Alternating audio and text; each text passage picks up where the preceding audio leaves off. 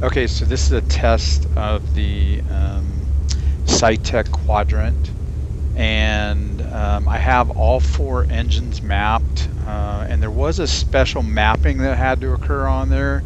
You can't use a normal axis for it. I'll share that information at the end. Um, but so I have the throttle mapped to all 4. And if you move it into the reverse detent, which is at the very bottom, it's actually called button 7. And I'll show you the configs later. If you move that into the lower area, it pulls them into reverse, and then you click out of that, it goes back to idle. So we're going to do a quick takeoff, and then I'll pause the sim and actually show you the configs going on. So we're going to go full throttle. Release the brake. You can see our, manifold pressure's up all the way. We have full RPM, and we're gaining speed. We just went past 60,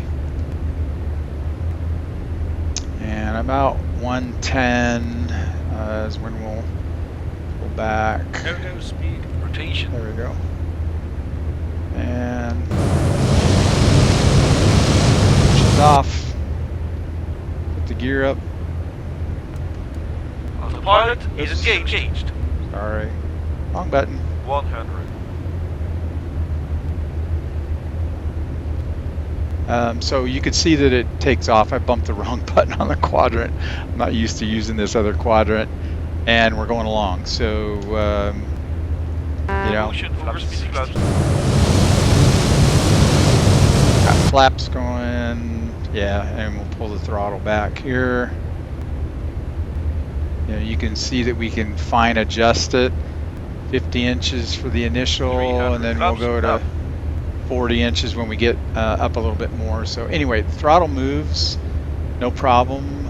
So let me go ahead and hit the pause button.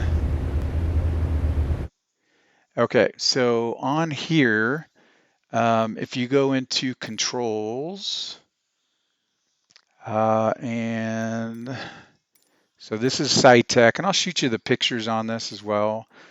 The only thing that I have mapped is joystick button 7, and that's basically right here at the end of the detent. Let me pull up my, sorry for that. Thought I had that open already. So you'll see this will light up when I move it into the detent, but it's this area right here. Why isn't that showing the mapping? That's odd. Oh, that's because I actually have it mapped here. I tried mapping it in Saitek in spad.next, and it didn't like it. It didn't work correctly. So I actually had to map decreased throttle in the sim. That's the only thing that I have mapped here for the throttle quadrant. And so you'll see the lever move over here. Oops, you'll see the lever move over here. And then as soon as I go into reverse, you can see that button 7 gets hit. And so as soon as button 7, which is that lower one there, gets hit, it's going to issue decreased throttle, and then the throttles, all of them that are mapped, are going to go into reverse, as you saw.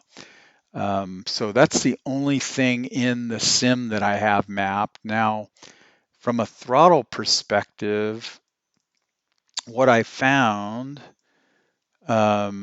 was that, hang on, I got these over here, that throttle 1 set, throttle 2 set, throttle 3 set, and throttle 4 set were the axes that need to be configured on this in order to make it work. And as you can see here, I've set a range definition and no values on this side.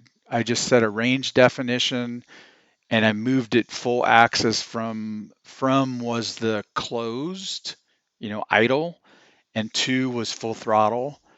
And the only thing I turned on was the use axis value. So it makes an evaluation of this, and it determines whether it's 0 to 100. And then on this decreased throttle up here, joystick 7, it actually issues a minus 25 in order to throw it into the reverse standpoint. So hopefully this configuration helps you. I'll shoot you the screenshots as well, but this video may be good for you to kind of see what's going on there. So hopefully that helps.